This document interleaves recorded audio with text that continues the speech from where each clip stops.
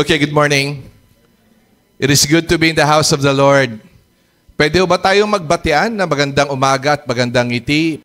We are in our second worship Sunday for the year 2024. At magsisimula ho tayo ng ating pag-aaral sa aklat po ng Exodus. Kakatapos lang din po naman natin pag-aralan ang Book of Genesis. At gaya nga ng sinabi ko last Sunday, ay hindi natin pwedeng putulin ho yung pag-aaral from Genesis, tas magja-jump tayo to another book of study because Genesis and Exodus are the continuous story of God's faithfulness and grace sa bayan po ng Israel at maging sa ating kapanahunan. Pinamagatan ko po ang ating pag-aaral sa umaga pong ito na Seeing God in Our Comfort Season. Ang buhay po ng tao ay isang journey. May panahon na maganda, may panahon na titila baga hindi maganda. Ang buhay po natin ay may mga panahon o season ng pagpapala, pero may mga season din ho ng mga kapagsubukan. Ang ating tatalakayin po ngayon, ano ang ating pananaw, ano ang dapat nating pagkilala sa Diyos pag tayo ho ay nasa panahon ng mga pagpapala at biyaya ho ng Diyos.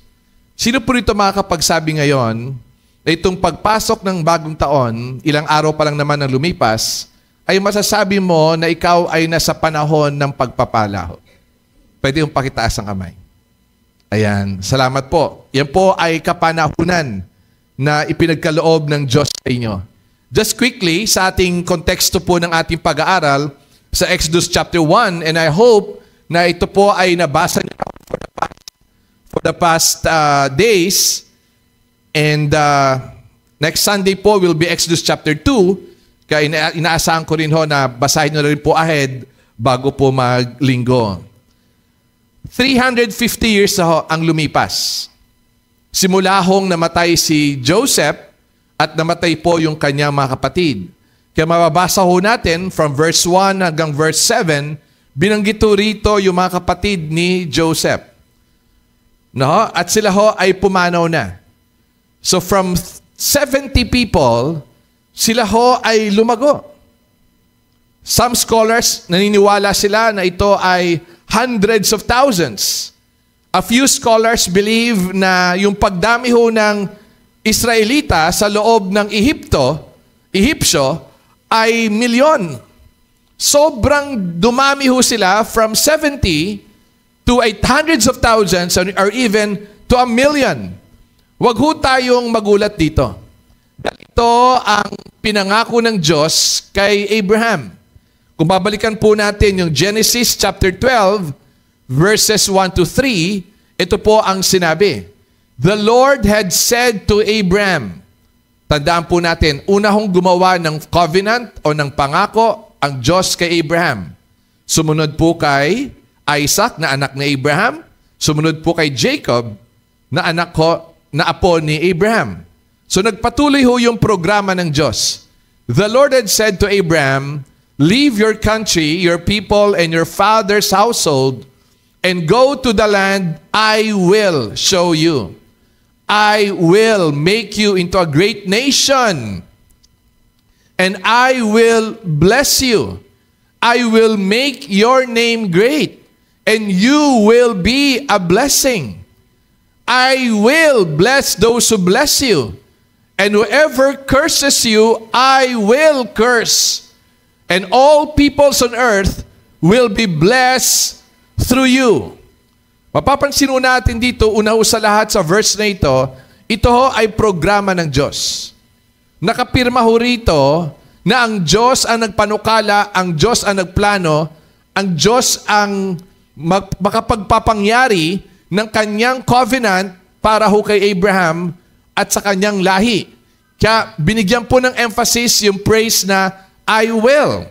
At mapapansin din po natin sa mga verses na ito, gagawin kitang isang bansa.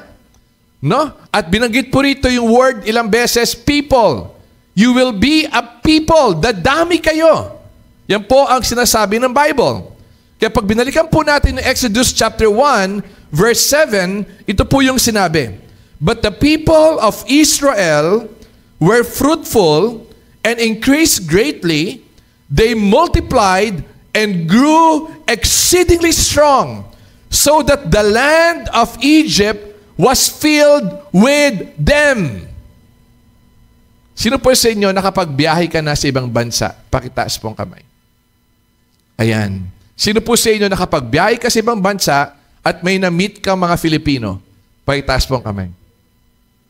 Kami ho, ni Mrs., medyo marami-raming bansa na rin po yung napuntahan namin. No ho? Nako ho. Filipinos are everywhere. No ho? God willing, itong June or July, pupunta po ako ng Italy for our meeting ng Sovereign Grace. I will not be surprised if I'll be seeing Filipinos in Italy. No? Now, sino po sa inyo nakapagbiyahe na sa iba't ibang lugar dito po sa bansang Pilipinas? Pakitaas pong kamay. Sa Pilipinas po, nakapunta ka na sa Mindanao, Visayas, or northern part, pakitaas pong kamay. Ayan. Sino po sa inyo rito, yung mga napuntahang mong lugar, may mga Bisaya? Pakitaas sa kamay. Ang dami, no? No? Ang dami nila. Ganito po yung nangyari. Na siguro pag yung isang Egyptian citizen, bibili sa bakery, pag bilang ako ng 20 pisong pandesal, ang nagtitinda, Israelita. No? Pagpunta nila ng opisina, nakita nila yung boss nila, Israelita. No? Pag pumunta sila ng hospital, yung mga nurse at doktor na nag-aasikaso sa kanila, Israelita. That's why the verse 7 tells us, they multiplied and grew exceedingly strong so that the land was filled with them. The word strong there, it means, mga kapatid, hindi lang sila madami. Very influential sila. Yung pong kahulugan ng word na very strong. They were in the positions. Just like their ancestor, Joseph, and all his siblings.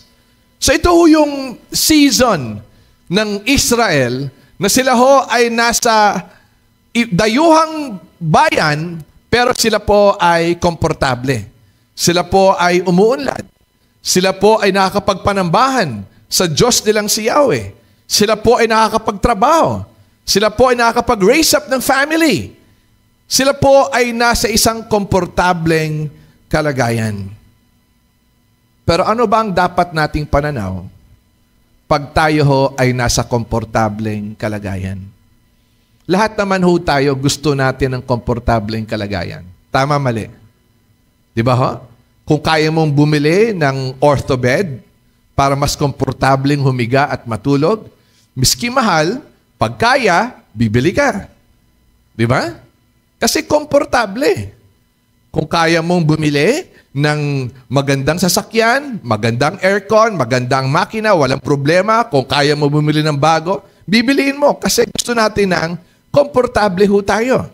Tama ho ba? Pero ang buhay ho ng tao ay hindi laging komportable.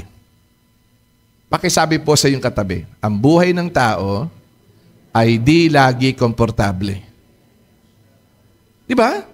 Kita niyo ho, may mga anak tayo, may mga asawa na, may mga anak na, nakipisan pa rin po, nakapisan pa rin sa magulang. Bakit to? Kasi komportable. Kasi miski may anak ka na, miski may asawa ka na, hindi mo iisipin ng pambayad ng kuryente, kung meron man, share ka, pambayad sa tubig, kasi nandyan si daddy at si mommy. Kung medyo mayaman, nandyan si papa at si mama. Komportable. No? Lagi ho natin gusto komportable. Tayo mga magulang din, sa sobrang pagmamahal natin sa ating mga anak, gusto natin yung mga anak natin, komportable. Pero ulitin ko ho, ang buhay ng tao ay hindi laging komportable. Naintindihan po ba natin? Naintindihan po ba natin? Nothing wrong, wala akong masama na maging komportable ang buhay, pero dapat tignan ho natin ano ba ang ating pananaw sa ating relasyon sa Diyos sa panahon o season na tayo po ay komportable. 3 bagay lang po ang gusto kong i-share sa inyo quickly sa ating pag-aaral sa Exodo Kapitulo 1, na inaasahan kong binasa nyo na sa inyong bahay tumanakarang araw o maaring kagabi. No? Una ho sa lahat, gusto ko ituro sa atin that we should be grateful to God for the blessings, for blessing those who went ahead of us. Verses 1 to 7. Kung bakit to komportable ang mga Israelita sa dayuhang kaharian. Ang Egyptian Empire ho, ang pinaka makapangyarihan at pinaka-advanced na kaharian nung panahon na yon. No, wala hong tatalo pagdating sa technological advancement, pagdating po sa military might, pagdating po sa economics, wala pong tatalo sa Egyptian Empire. Napaka makapangyarihan po ng Egyptian Empire, para bang Amerika. No? At sila ho ay nakatira doon sa Egypt. Makinig po tayo. Pero nangyari lang ho yan, kasi kung babalikan natin 350 years ago, merong tinayo ang Diyos na Joseph. Remember? At merong tinayo ang Diyos na tatay ni Joseph na ginalang po ng buong kaharian ng Egypt, to the point yung namatay si Jacob, sinamahan pa nila si Joseph, ilibing si Jacob sa Canaan, sa pangakong lugar. Do you remember that study? Naunawaan niyo ho? So anong pinapakita sa atin dito? Dapat ho tayo rin ay nagpapasalamat sa mga nauna sa atin na pinagpala ng Diyos, sapagkat madalas yung mga nauna sa atin na pinagpala ng Diyos, tayo ho ang nakikinabang. Sila ang naghirap, tayo ho ay sarap, nakinabang. Do you get the point? Makinig po kayo. Kung meron kayong mga magulang na nag-invest sa mga properties, no, at yung sila ay pumanaw o bago pumanaw ay inilipat sa inyo, magpasalamat kayo sa inyong mga magulang. Mainisip nila ang inyong kinabukasan. Do you get the point? Mga kabataan, magpasalamat kayo kung meron kayong mga magulang na ginagawa ang lahat, gumagastos ng lahat, nagsasakripisyo ng lahat, mapagtapos lamang kayo sa inyong pag-aaral.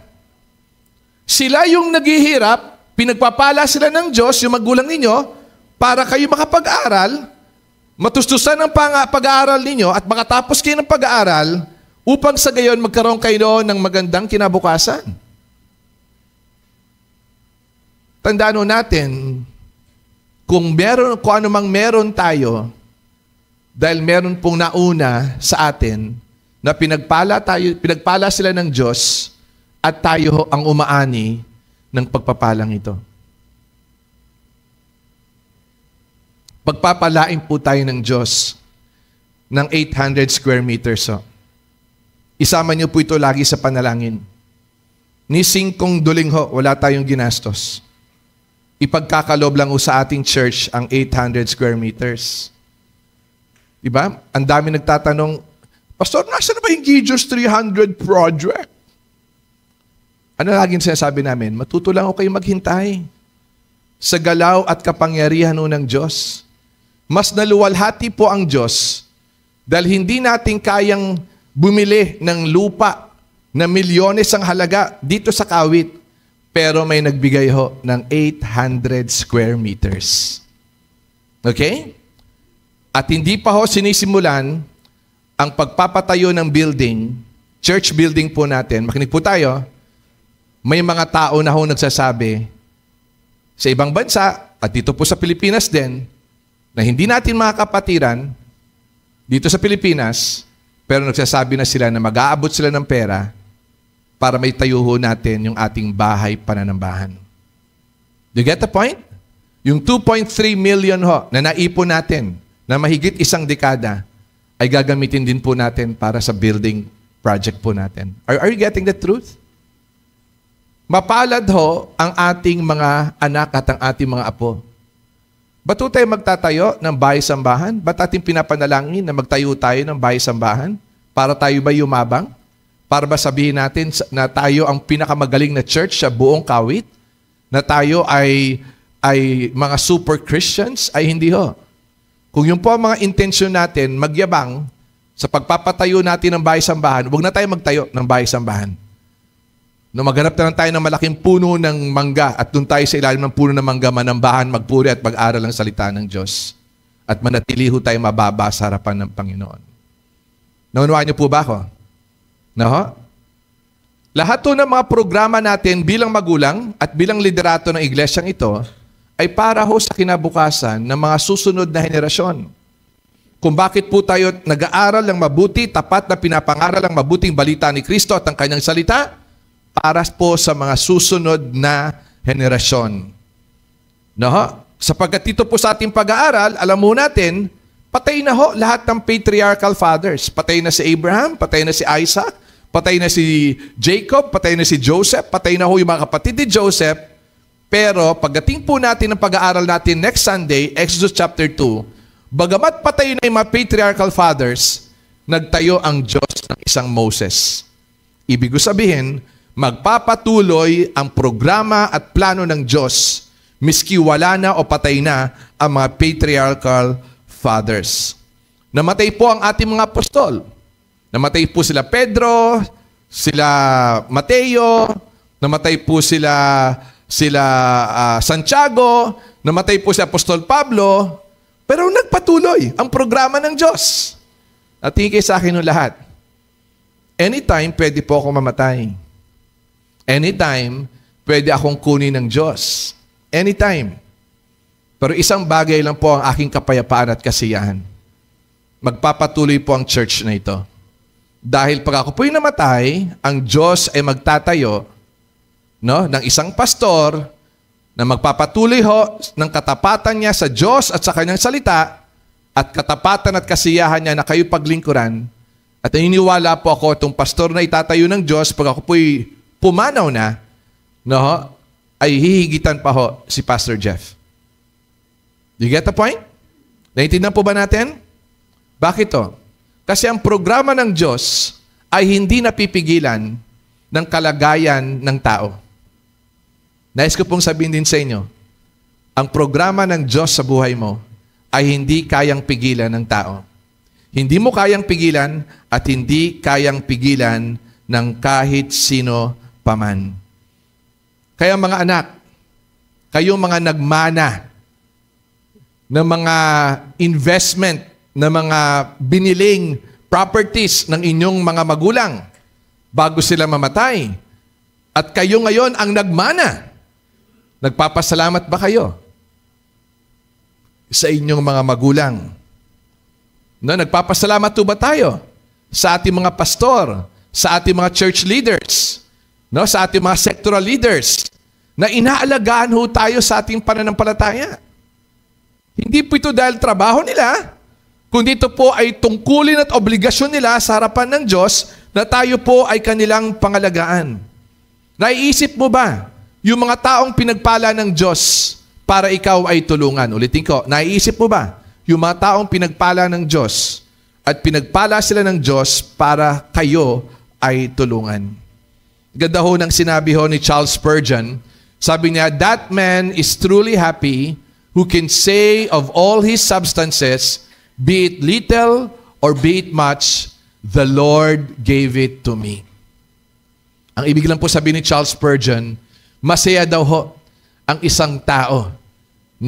Malaki man o maliit man ang pagpapala o biyaya ng Diyos sa pinagkaloob sa kanya, sabihin niya, ito ay galing sa Diyos.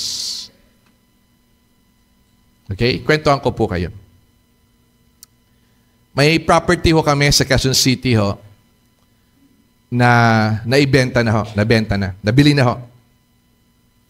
Matagal na arrangements, mga almost 2 years.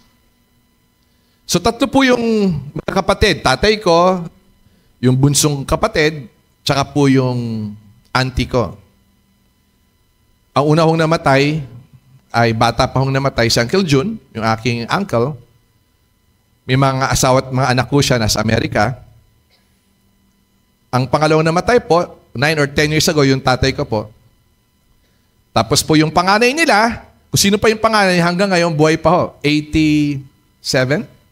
84 years old. Still a practicing doctor. Si Dr. Araceli Jolirio. Sila po may-ari ho ng St. Clair's Hospital sa Dian Street sa Makati, tsaka po 2 hospital sa Parañaque. Hanggang ngayon, no, practicing doctor pa rin. No? Okay? So 3 po sila. Ibig ko sabihin, namatay yung parents nila, mga lolo't lolo namin, 3 ho maghahati. So yung inasikaso na ho yung papel, nalaman na yung property pala ng lolo at lola ko, property ng tatay ko. So, ibig po sabihin, pag binenta yung property, lahat po yun sa amin. Tama? So, nalaman na lang yon on the last part ng pag-aayos ng papel. So, yung ibig sabihin, yung mga nakaraang taon, nag-e-expect na yung mga pinsang ko na may share sila doon. Maliit na property lang naman, no? But it's a Quezon City property. Alam mo natin gaano kamahal. At malapit po ito sa SM North EDSA. Gaano kamahal ang lupa ho doon. So pinag-usapan dito milyones. So yung nalaman namin, sinabi sa amin nung parang registration admin sa Quezon City, hindi, property lang yan. Nitong taong to, ni Samuel Pamaran Joe, yung daddy ko. Ganon. Nag-meeting ho kami. Okay? Pwede ho namin i-insist, wala kayong share dito. Kay daddy lang pala ito. Tama? Pwede namin i-insist yun. Legally, pwede namin i-insist yun. Pero dahil inaasahan na ho ng mga pinsan ko sa Amerika at sa Pilipinas na may share sila doon at merong living heir, pero yung living heir, hindi po siya ang may-ari ng property, kundi yung father ko. So nag-usap-usap kami mga kapatid. Ako, tahimik lang ako. Nag-pray ako. At ang sabi ko nila sa kanila ganito, for the sake of peace in our family, tuloy na natin yung hatian. Okay?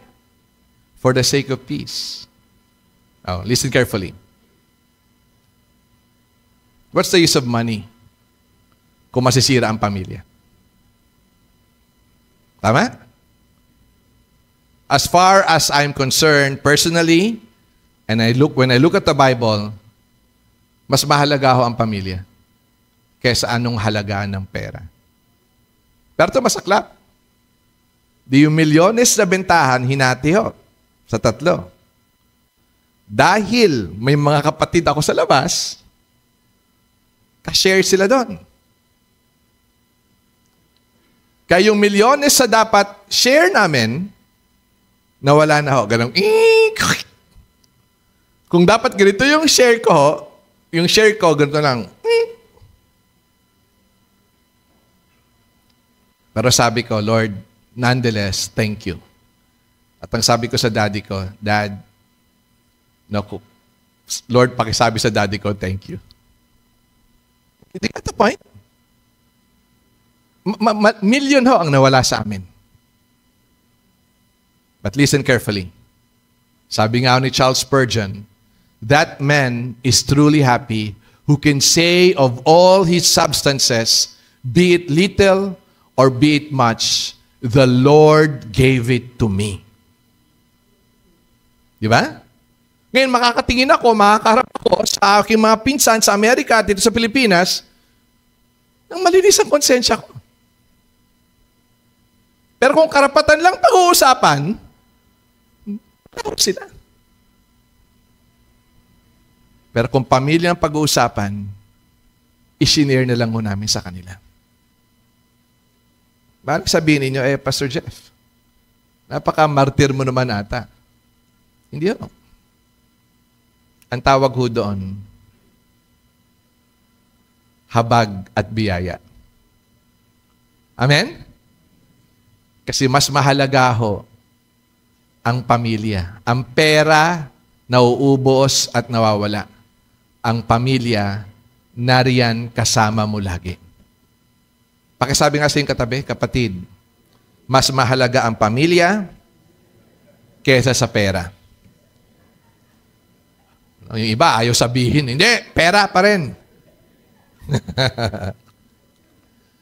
Sage Spurgeon once again, sabi niya, the constant tenor and spirit of our lives should be adoring gratitude, love, reverence, and thanksgiving to the Most High. Yan po, dapat po tayo lagi nakikitaan ho na nagpapasalamat po sa Panginoon. Maliit man o malaki, ang natanggap po natin, magpasalamat tayo kay Lord. No? Tayo man po ay nawalan o tayo may nadagdagan, magpasalamat tayo sa Panginoon. Sapat yan ho ang puso, no, ng tamang taong may relasyon sa Diyos. I like what Matthew Henry, if you don't know Matthew Henry, siya po ang gumawa ng commentary from Old Testament all the way to the New Testament. Ganun na sinabi ni Matthew Henry, thanksgiving is good, but thanks living is better. I'll quote that once again. Thanksgiving is good, but thanks living is better. Yung pinamumuhay mo na pagising mo sa umaga, Lord, salamat. No, pag nakita mo ng pagkain nyo, ang ulam nyo ay tuyo, log pulaan na may kamatis, ako sarap yan. No, bawal lang may mga reflux. Sabihin mo lang na, Lord, thank you. Pag nakita mo ang asawa mo, Lord, nakakalbo na ang asawa ko pero ang gwapo pa rin. Thank you. Pag nakita mo ang misis mo, Lord, dumadami ang mga bulges ng misis ko. Pero siya pa rin ang pinakamaganda sa aking mata. Lord, thank you. No? Thanks living. That's thanks living. Ilan sa inyo, mga anak, nagpasalamat kayo sa inyong mga magulang? Pag tinulungan kayo ng inyong magulang, pag ibinigay sa iyo ang tuition fee, you say thank you. You say thank you. So that's number one. We should be grateful to God for blessing those who went ahead of us. Pangalawa pong aral sa Exodus chapter 1, we should be fruitful where God causes abundance and growth in us. Verses 8 to 19. Let me say this.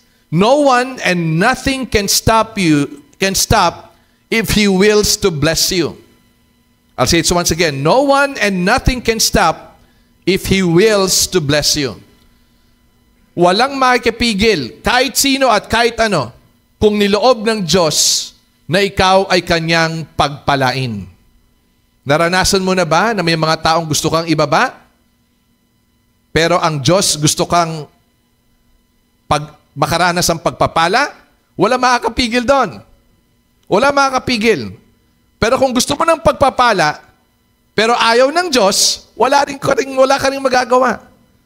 Dahil nangako po ang Diyos sa mga patriarchal fathers ng Israelite, wala hong makapigil sa kanilang paglago. No? Walang makapigil sa mga pagpapala at sa kanilang kaunlaran sa bayan o sa kaharian ng Ehipto. Kaya nga pag ikaw ay pinagpala ng Diyos, yung mga totoong kaibigan mo, masaya para sa'yo. Okay? Pag ikaw ay pinagpala, pinag-unlad, pinromote ng Panginoon, yung mga totoong kaibigan, they will rejoice with you. But listen well, yung mga fake na kaibigan, pag ikaw ay pinagpala, pinag-unlad ng Diyos, maiinggit sila sa'yo at pilit ka nilang ibabagsak. May mga tao kayong kilalang ganon? Pagkaharap mo, kaibigan, pagtalikod ay binabagsak ka, pag nagkita kayo uli, sabihin mo lang sa kanya, inggit ka lang. Hindi. Wag. Pag nakita kayo uli, nasabihin mo lang, itong lahat ng ito ay galaw ng Diyos at kalooban ng Diyos. Ulitin ko lang huli. Pag ikaw ay tinaas ng Diyos, walang taong pwedeng magbaba sa'yo. Pero, kung ikaw ay mayabang, hangal, masyado mataas ang tingin mo sa sarili mo, pag binaba ka ng Diyos, no, walang taong pwedeng magtaas sa'yo. Tandaan po lagi natin ang tinuturo ng Biblia. Kabagamat sila po'y pinahihirapan, patuloy silang umuunlad sa kaharian ng Ehipto. Makikita ho natin sa verse 8 and 9. No, sabi ho doon, now there arose a new king over Egypt, bagong Pharaoh, who did not know Joseph. Hindi na kilala si Jose At ayaw niyang pag-aralan ang buhay ni Jose. And he said to his people, "Behold, the people of Israel are too many and too mighty for us." Sabi ng bagong paraon na ito, nako, ang mga Hebreyo, ang mga Israelita, mas marami na sa atin. At mas magagaling pa sila kesa sa atin. Again, they're very strong. Sila po ay niluklok ng Diyos sa mga position of leadership in the Empire of Egypt. So anong solusyon niya sa kanyang insecurity? Sabi niya, "Come, let us deal shrewdly with them, and lest they multiply, if war breaks out, they join our enemies and fight against us and escape from the land." Ating kayo sa akin, no? Kung ikaw si Parao, ito gagawin mo? Dahil sa kanyang insecurity, hindi nag-iisip ng mabuti itong Parao na ito. Talagang, allow me to use this word, ginawa siyang bobo ng Diyos. Para gumawa siya ng mga hakbang at desisyon na mali. Kasi kung babasahin nyo po ito, out of his insecurity, pakitanong nga po sa inyong katabi, kapatid, insecure ka ba? Na? Out of his insecurity, imbis na kaibiganin niya yung mga Israelites, gawin niyang mga Egyptian citizen, inaway niya. Nag-conspire sila ng isang paraan para pigilan ang kapangyarihan at ang pagdami ng mga Israelita sa Egypt. Maling sistema. Di ba? Kaya na-insecure siya, natakot siya. Baka pag may umaway sa atin, kumampi sila sa kaaway, at dahil alam nila ang sistema natin, magagaling sila, mga influencer sila, tatalunin nila tayo. Tanong, yun ba talaga ang plano ng mga Israelita doon sa Egypt? Hindi. Nananahimik sila nagtatrabaho, tumutulong sa kaunlaran ng Egypt. Wala naman silang balaking masama. Pero pinag-isipan sila ng masama. Ulitin ko yun. Wala silang balaking masama, pero pinag-isipan sila ng masama. Gaano kasakit ho yun? You get the point? Wala kang balaking masama, pero pinag-isipan ka ng masama. Kaya out of his insecurity, tanong, bakit hindi yun ang ginawa ni Pharaoh? Yung bagong hari ng Egypt. Bakit hindi ginawang Egyptian citizens? Itong mga dumadami at maraming Israelita, hindi katulad ng unang Pharaoh na ginawang Egyptian citizen si Jose. Ba't hindi na ito ginawa? Dalawang posibilidad do. Based sa history. Una, naalala niyo po yung Hyksos dynasty? Yung kaibigan nilang maraming tao rin na mga pastol, pero in-invade sila at 1/3 ng kanilang kaharian nakuha, pero nabawi rin nila after a few decades. Naalala siguro nila yon. Pero ito po yung pangalawang pinakamagandang at kapanipaniwalang dahilan. Tingin sa akin lahat to. Masyado hong mataas ang tingin nila sa kanilang sarili. Bakit to masyadong mataas ang tingin nila sa kanilang sarili? Because the Egyptians believe that they came from the gods.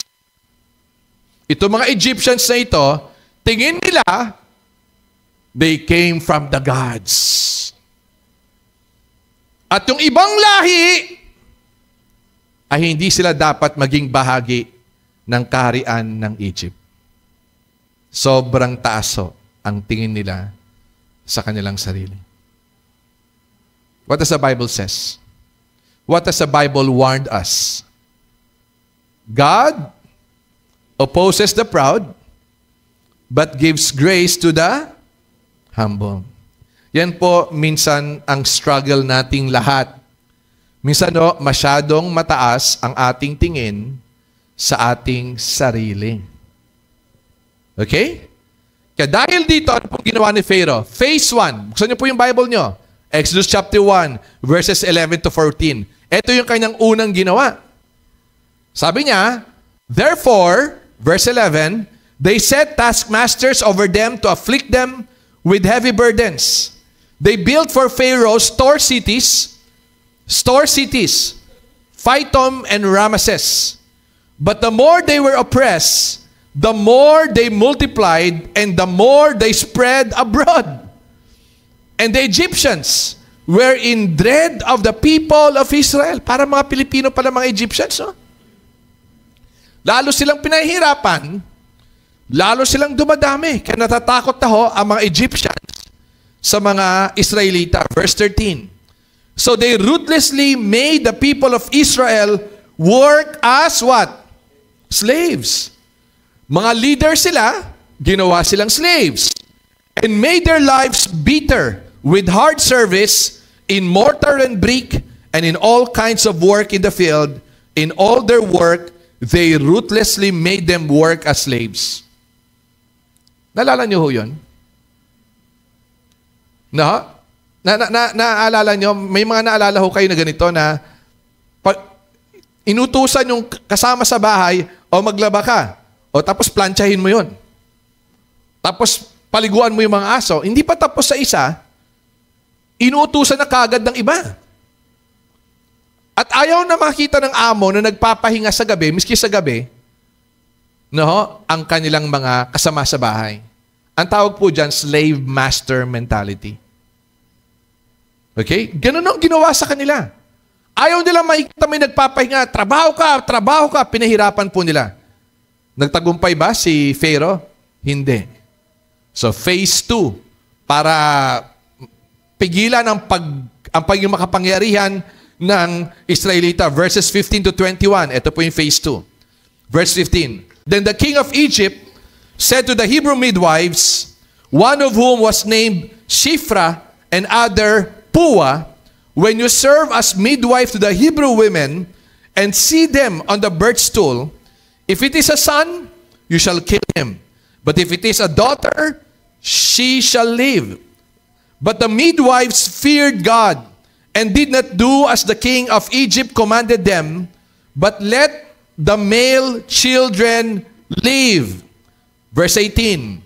So the king of Egypt called the midwives and said to them, why have you done this? And let the male children live. The midwife said to Pharaoh, because the Hebrew women are not like the Egyptian women, for they are vigorous and give birth before the midwife comes to them. So God dealt it well with the midwives, and the people multiplied and grew very strong. And because the midwives feared God, He gave them families. Lahat po na ikinig, magsabi na amen. Para maintindihan po natin ito. No? So una, pinahirapan na yung mga magulang. Ang lalakas eh. Kaya magtrabaho pa rin.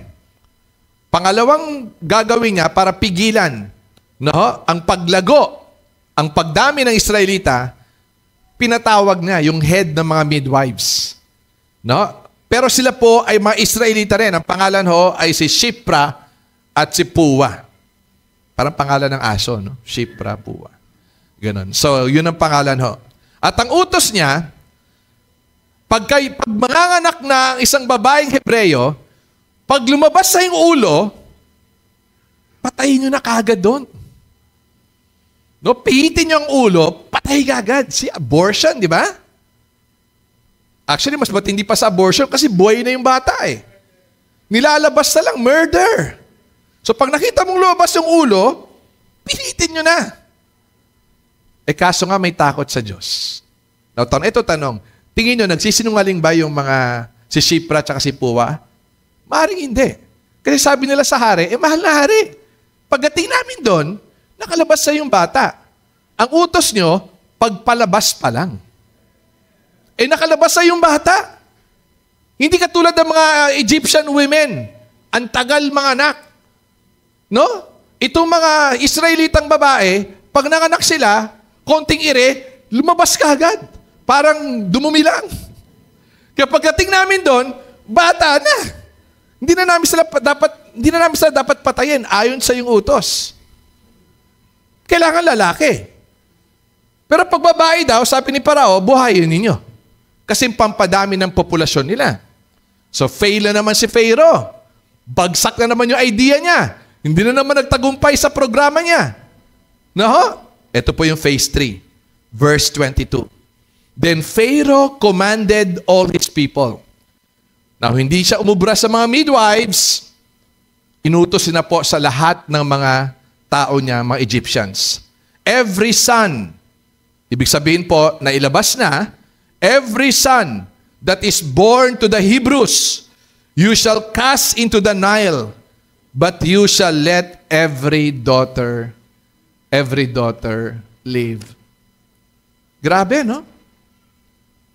Pinahirapan, palihim na pagpatay sa mga anak na lalaki, at ang huling bahagi, pag may nakita kayo na anak na lalaki, yan ay bagong panganak, yan ay 3 years old, yan ay 4 years old, lunurin nyo, ihagis nyo sa Nile River, at hayaan nyo malunod itong mga batang ito. Grabe, no? That's not only abortion, that's murder. That's parricide. Diba? Now, tanong, bakit po Nile River? Ang Nile River po ay isang banal na ilog. Para ho sa paniniwala ng reliyon ng mga Egyptians. Actually, ang tingin po nila sa Nile River ay isang Diyos. So pag naghahagis po sila ng mga bata, naglulunod sila ng mga bata sa Nile River, hinahandog nila ito sa Diyos nilang si Nile. Sapagkat ang Nile River po ang nagbibigay ng tubigan para sa kanilang taniman at para po sa kanilang mga hayop. Kaya ang tingin po at paniniwala po nila, ang Nile River ay isang ilog at isang Diyos. Isipin nyo, yung pinag-aaralan ko ito, iniisip ko, yung pamangkin ko si Josiah, no? Mag-2 years old ba? Tama ba? 2? O 1? Mag-1 year old.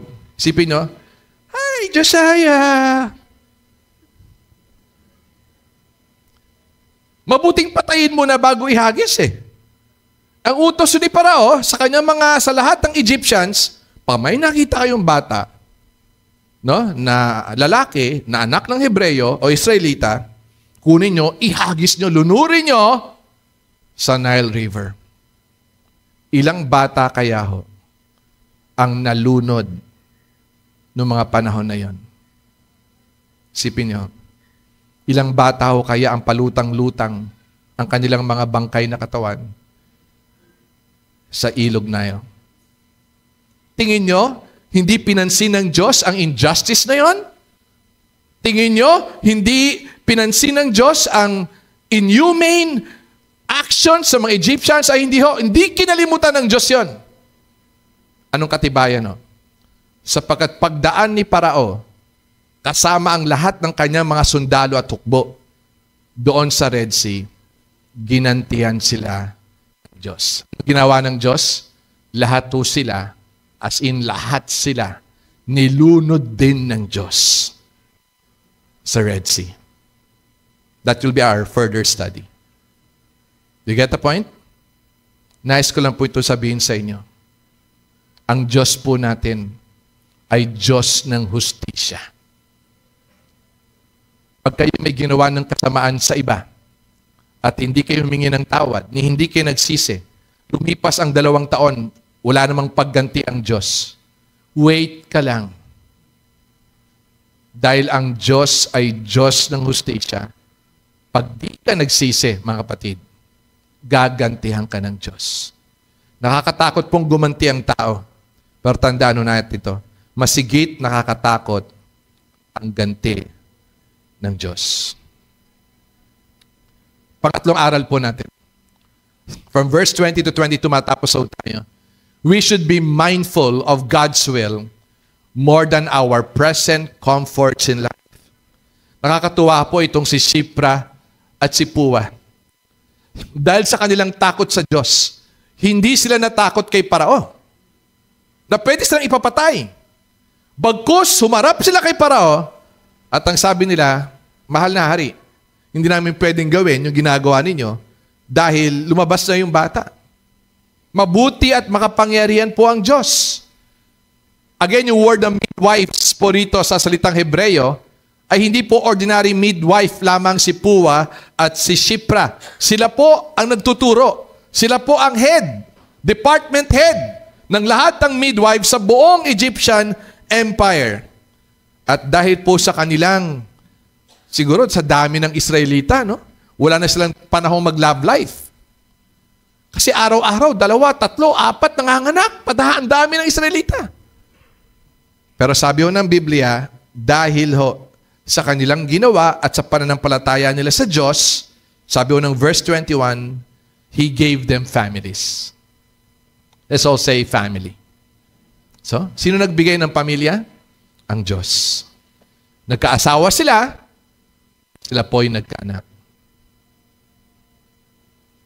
Mga tatay at nanay na rito, gusto ko lang malaman ninyo, pag nakikita niyo yung mga anak ninyo, anong reaction niyo? Nabibwisit, pastor. Pero tandaan niyo, yung mga anak ninyo, naging pamilya kayo dahil kayo'y may mga anak. Pag wala kayong anak, hindi kayo pamilya. Mag-asawa lang kayo. Pero kung kayo'y may mga anak, kayo'y pamilya. At sino ang nagbigay ng pamilya? Sabi ho rito, He gave them families. Tanong, natapos ho tayo.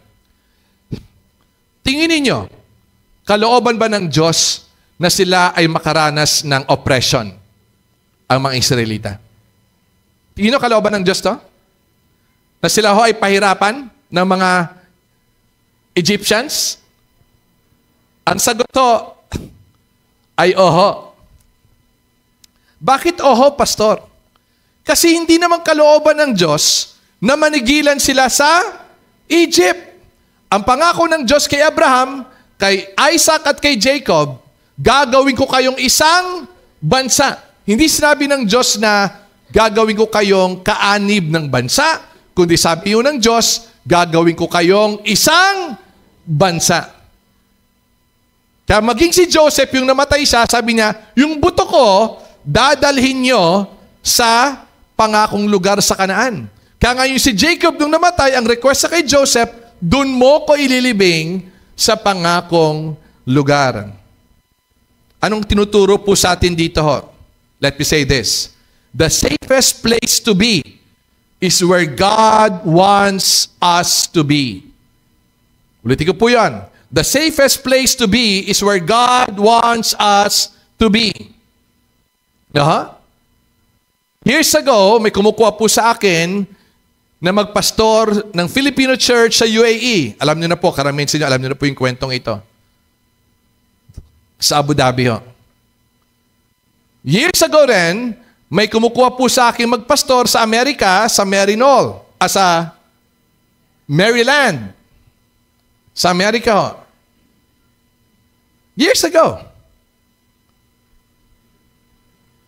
Pero every time ako at si Miss at Pepre, ang lagi sinasabi ng Diyos sa amin, no, manigilang kayo sa Pilipinas. Kaya narito ho kami sa Pilipinas. Totoo lang ho, kung kami naglilingkod sa Panginoon dahil lang sa pera, matagal na ho wala kami rito. Sapagkat meron din po malaking church sa Alabang, kinukuha po nila ako as one of their associate pastors. Ang laki ho ng sweldo. Pero hindi tayo nabubuhay sa komportableng buhay. Nabubuhay tayo sa kalooban ng Diyos. Ibig sabihin, mas mahalaga sa atin na tayo ay nasa kalooban ng Diyos, naghihirap man tayo o nakakaranasan tayo ng pagpapala, ang mahalaga, tayo ay nasa kalooban ng Diyos. Ang problema po sa Torre ni Babel, yung kwento po sa Genesis, sa Book of Genesis, pagdating po nila ng plain of Shinar, pagtingin nila sa harapan, ilog. Pagtingin po nila sa lupain, masaganang lupain. No? Pagtingin po nila sa kanan, forest, timber, paggawa ho ng bahay. Pagtingin po nila sa kaliwa, kabundukang mga bato, paggawa rin po ng bahay. Kaya gumawa ho sila ng Torre ni Babel at ang intention nila ay magkaroon sila ng sariling pangalan. Nakalimutan nila yung kalooban ng Diyos sa Genesis 1:28. Sabi po ng Panginoon, be fruitful and multiply, fill the earth and subdue it. Yun ang sabi ng Panginoon. Hindi pwedeng manigilan kayo. Punuin nyo ang buong mundo. Hindi yun, ang sarap dito eh. Ang ganda dito. Dito na lang kami. Kaya ginulo sila ng Diyos. Doon po nagsimula ang iba't ibang lingwahe dahil hindi kalooban ng Diyos na manigilan sila sa Shinar, ang kalooban ho ng Diyos, kumalat sila at magpakadami. Ganon din po ang niloob ng Diyos sa New Testament. Dumami po ang church from 70 disciples to 5,000. Lumaki po kagad yung church sa Jerusalem. Nag-enjoy na sila masyado doon. Anong ginawa ng Diyos? Pinahintulutan ng Diyos na sila po ay makaranas ng persecution at pag-uusig. Kasi ang kalooban ng Diyos, makinig po tayong lahat sa Acts chapter 1 verse 8, and you shall be witnesses in Jerusalem, Judea, Samaria, and even to the utmost part of the earth. Minsan tatanggalin tayo ng Diyos sa komportableng kapanahunan at kalagayan para tayo ay magpatuloy na sumunod sa kanyang plano at sa kanyang kalooban. Naunawaan niyo po ba ako? Para tayo makasunod po sa kanyang plano at sa kanyang kalooban. Wala na pong pinakamadakilang example dito na iniwan ang komportableng kalagayan, nagkatawang tao, katulad natin, sinunod ang kalooban ng kanyang ama na siya ay maging handog para sa kasalanan mo at para sa kasalanan ko, siya'y pinako sa krus ng Kalbaryo upang siya'y maging katubusan natin at may balik ang relasyon natin sa Diyos. Pero makaraan 3 araw, hindi siya napigilan ng kahit anong kapangyarihan sa buong sanlilikha. Siya ay nabuhay na mag-uli. At ang sinasabi ko ay walang iba kundi ang ating Panginoon at tagapagligtas na si Jesucristo. Amen? Mababasa po natin na sa Philippians chapter 2, verse 5 to 11. Sa pagsunod sa kalooban ng Diyos, hinubad niya ang kanyang pagka-Diyos at siya'y naging tao, naging handog para sa kasalanan nating lahat. Alam niyo pag tayo pinaghihirap, matapos sa tayo, dalawa po ang posibleng kadahilanan. Una, naghihirap ka dahil sa mga maling desisyon. Diba? You are suffering because of wrong choices and decisions in life. Nalala ko po isang kapatiran natin years ago. Pumunta ako sa office ko, yung mag-asawa, umiiyak ko sila sa akin. Pastor Jeff, sabi nila, kumita kami ng 1.3 million. Makaraan ng isang buwan, ubos lahat. Ano pong nangyari, Pastor? Sabi ko, di ko alam. Hindi ko nga alam na kumita pala kayo ng 1.3 million eh. Nagulat kami kasi in less than 1 year, ubos na. Sabi ko, ganito lang kapatid. Una, naalala niyo ba ang Diyos? Kumita kayo ng 1.3 million. Nagbigay ba kayo ng tithes? Nagbigay ba kayo ng offerings nyo? Di, Pastor, nakalimutan nga namin eh. Naalala namin pero hindi namin nagawa. Pangalawa, paano nyo ba inubos o ginastos ang pera ninyo? Araw-araw po sa isang buwan, nakatira ho kami sa hotel at araw-araw ho kumakain ho kami sa mga restaurants na mamahalin. Naisipan nyo bang tumulong sa mga mahirap nating kapatiran? Yung naisip po namin, ubos na. Naisip nyo bang tumulong sa mga churches atin sa Mindanao? Naalala ho namin, kaso wala na kami magawa, ubos na, Pastor. Ano ba nangyari? Sabi ko lang sa kanila, totoo lang, hindi ko alam. I hope I have the right words to answer your questions, but you alone can answer that before God. 1.3 million. Napakalaking pera po yun noon. Dahil ito po ay more than 20 years ago na. See? Nagsasuffer sila dahil sa maling desisyon. Nalala ko po tuloy isang counseling ko, magpapakasalo. Kapatiran po natin, hindi po natin kapatiran sa church, sa ibang church. Nagpa-counsel, magpapakasal kasi sa akin. Pagtapos na ng counseling, winarningan ko siya. Sabi ko, sis, I love you in the love of the Lord. Tingin ko, wag mong ituloy itong kasal na ito. Dahil yung nakausap ko yung groom mo na Amerikano, nakita ko at umamin siya, lasenggero siya. At pag lasenggero, malamang bubugbugin ka niyan. Hindi, pastor ayos na yung aming wedding invitation. Tsaka nakabayad na kami doon sa reception, restaurant. Tuloy na natin, pastor. Sabi ko, kung ako lang masusunod, ayokong ituloy. Dahil ang dami ko nakikitang red flag. Kawawa ka rito, iha. Sabi ko sa kanya. So, dahil nakiusap, natuloy si kasal, in spite of my warning, and true enough, pagdating po nila sa Amerika, bugbog sarado po siya doon sa asawa niya. See? Bakit to? Wrong choices. Hindi nakinig po sa mga godly advice. Andrew Murray once said, God has no pleasure in afflicting us, but He will not keep back even the most painful chastisement if He can, but thereby guide His beloved child to come home and abide in the beloved Son. Na simpleng Tagalog po, ibig sabihin po ni Andrew Murray, ay ganito. Ang Diyos, hindi nasisiyahan pag pinapalo niya tayo. Pero, hahayaan niyang paluin na tayo, bumalik lamang tayo sa Kanya. Bumalik lamang tayo sa katinuan at bumalik tayo sa Kanya. Pangalawa, so una, nagsasuffer ka dahil sa mga maling desisyon sa buhay mo. Pangalawa, nagsasuffer tayo dahil sa pagsunod sa kalooban ng Diyos. Tayong mga full-time staff, tayong mga full-time pastor, makinig po kayo, we are suffering. Pwede naman o kami magtrabaho sa sekular at kumita ng malaking panalapi. Pero nung tinawag ko kami ng Diyos, pinili ho namin sumunod sa Diyos at ipagkatiwala sa Diyos ang lahat ng aming pang-araw-araw na pangailangan. Pinagkatiwala ho namin sa Diyos. Nalala ko po noon, buntis si Jeannie, kay Jameson.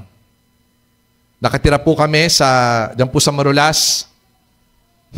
Sabi ng misis ko, Han, lunchtime na.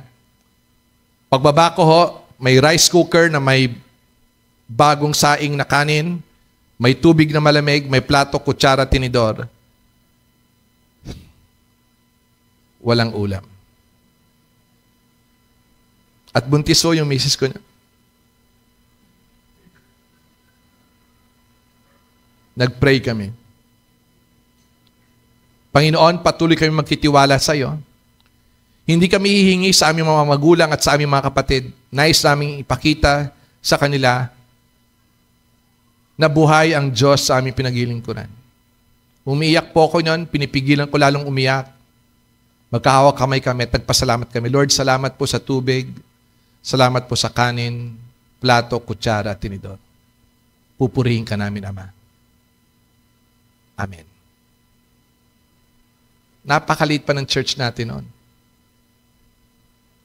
No? Wala pa akong love gift noon dito. Pero makinig ko kayo. Pagkatapos po ng panalangin na yon, may kumatok ko sa amin. At may tumawag, Gine! Gine! Yung tiyahin ho ng bahay naming inuupahan, na kapitbahay namin. Nagdala ho ng, banyero ba tawag doon? Basta may nagdala ho ng maraming plapla. Yung malaki pong tilapia. Yung ganung kalalapad na tilapia. Nagdala ho ang dami. No? Talagang ulam ho panglinggo. Hinati ho namin, yung kalahati binigay ho namin sa mga kapatiran na mahirap. Yung kalahati po, ulam namin ng isang linggo. Ang pinakamabilis na luto, prito. Okay? The following day, steak na tilapia. The following day, no, sweet and sour na tilapia. The following day, lahat na ho ng uri, ihaw na tilapia. Salamat na lang sa Diyos. Yung anak naming panganay na si Jimson, hindi nagbukang tilapia. Di ba? Biro mo, 1 linggong tilapia. Iba-iba lang ho ang luto. Pero nagpapasalamat ho kami sa Diyos. Just at the right time, ang Diyos ay nagkaloob ng aming pangangailangan. Amen? Palakpakan natin ang Diyos. Palakpakan natin ang Diyos. We might be suffering. Kaya totoo lang, imbitahan nyo kami sa bahay ninyo. Pakainin nyo kami ng tuyo, pati mga anak ko, tsaka itlog pula, tsaka kamatis. Kakain nyo sila. Laki ho sa hirap kami. Ito mga anak ko namin. No? Ikaw na ina, na pinili mo maging homemaker. Dahil nakikita mo, lumalaki ng mga anak mo. Nagsasuffer kayo, financially. Okay? Pero nonetheless, you are raising up godly children. Listen carefully. Iba ang anak paglaki sa maka-Diyos na ina. Yun lang sabihin ko sa inyo. Ulitin ko po. Iba ang isang anak na lumaki sa maka-Diyos na ina. Naiintindihan ko kayo. I don't condemn yung mga wives o mothers sa may mga trabaho dito. Salamat po sa mga buhay ninyo. Pero pangarapin nyo ho, na dumating ang panahon na kayo ay maging homemaker na lang sapagkat yan ang kalooban po ng Diyos. No? Maging homemaker kayo, magnegosyo kayo probably o sideline o mag-serve kayo sa Panginoon rather than 12 hours of your life every day from Monday to Friday or Saturday. Wala kayo sa bahay. At ang nag-aalaga sa mga anak ninyo ay ang mga lolo at lola ninyo, ng mga anak ninyo. Salamat po sa mga lolo at lola. Pero tandaan niyo ho, ang responsibilidad ng pagmamagulang, pagpapalaki ng mga anak, ay wala ho sa atin. Nasa ating mga anak. Okay? Nagsasuffer ka dahil gusto mong gumante. May nanira sa'yo, may nanakit sa'yo, gusto mong gumante. Pero dahil sa pagsunod mo sa kalooban ng Diyos, pinipigilan mo na lang at ipinapasa Diyos mo na lang, iniiyak mo na lang sa harapan ng Diyos. You are suffering for doing God's will. I'll close with 3 quotes. One from a great missionary. Sabi na, your trials, Christian, are not accidents stemming from an uncontrolled cosmos. Your trials are appointments from a holy God who loves you and is purifying you. Kung ikaw man ay dumadaan sa mga pagsubok, hindi yan aksidente. Sabi niya, yan ay dinisenyo ng Diyos na nagmamahal sa'yo para ikaw ay linisin at pakabanalin. Ganda rin po ng sinabi po ni Dr. Sinclair Ferguson. Sabi na, suffering is not an obstacle to God's purpose, but a means to achieving it. Kayong suffering po ng Israel, under the hand of Pharaoh or the Egyptian Empire, niloob ho ng Diyos yan. Para ma-achieve nila yung purpose. Ano po yun? Makarating sila sa Promised Land. At makikita po natin yan for the coming Sundays. I would like to close with what Bishop J.C. Ryle once said, and I quote, if in suffering we ask why this is happening, we might not find an answer. Sabi niya, kung sa kalagitnaan ng kahirapan, nagtatanong tayo, ba't ba nangyayari to, Lord? Maaaring hindi tayo makakita ng kasagutan. Sabi ni Bishop J.C. Ryle, but if we change the question to how we can glorify God in this suffering, we'll find an answer. Sabi niya, kung papalitan natin yung tanong natin na, Lord, ba't ito nangyayari? Palitan daw natin yung tanong natin na, Lord, paano kita i-glorify sa kalagitnaan ng kahirapan na ito? Sabi ni Bishop J.C. Ryle, makakita ka ng kasagutan sa Diyos. Yung una, para ka nagreklamo sa Diyos. Yung pangalawa, nagtitiwala ka sa Diyos sa kalagitnaan ng iyong kahirapan. Kaya ito po mga sufferings na mag-escalate from chapter 1 to chapter 2 to chapter 3, makikita ho natin, itong lahat ng ito ay niloob ng Diyos upang maialis sila sa kaharian ng Egypt at mailuklok sila sa pangakong lugar ng Diyos sa Kanaan. Mga minamalong kapatid sa Panginoon, maaaring niyayanig ng Diyos ang iyong pananampalataya ngayon. Maaaring marami kang problema at kapagsubukan. Imbis na tanungin mo ang Diyos, Lord, ba't ba ito nangyayari sa akin? Tanungin mo na lang ang Diyos, Lord, paano kita maluluwalhati sa kalagitnaan ng mga kapagsubukan na kinaranasan ngayon? Manalangin po tayong lahat. Panginoon, aming Ama, maraming salamat po, O Diyos, sa pag-aaral po namin sa Exodo Kapitulo 1. Salamat din po, aming Ama, na Ikaw ay marunong, mabuti sa lahat ng panahon. At pangit man o maganda ang mga nagaganap sa aming buhay, Ikaw lamang po ang nakakaalam. Magtitiwala kami sa iyo. Turuan at tulungan niyo kaming magtiwala sa iyo. Salamat din po sa aming mga magulang na may mga napundar na ari-arian at nung sila po ay pumanaw, ay may mga mana kaming natanggap. Maliit man o malaki, ang lahat ng ito ay nanggaling sa iyo. Matuto kami maging tapat sa iyo, sumunod sa iyo, tumulong sa iba, at ibahagi din sa iba ang mga biyayang natatamasa po namin. O Diyos, purihin at luwalating ka sa iyong salita. Sa pangalan ni Jesus. Amen at amen. Palakpakan natin ang Panginoon.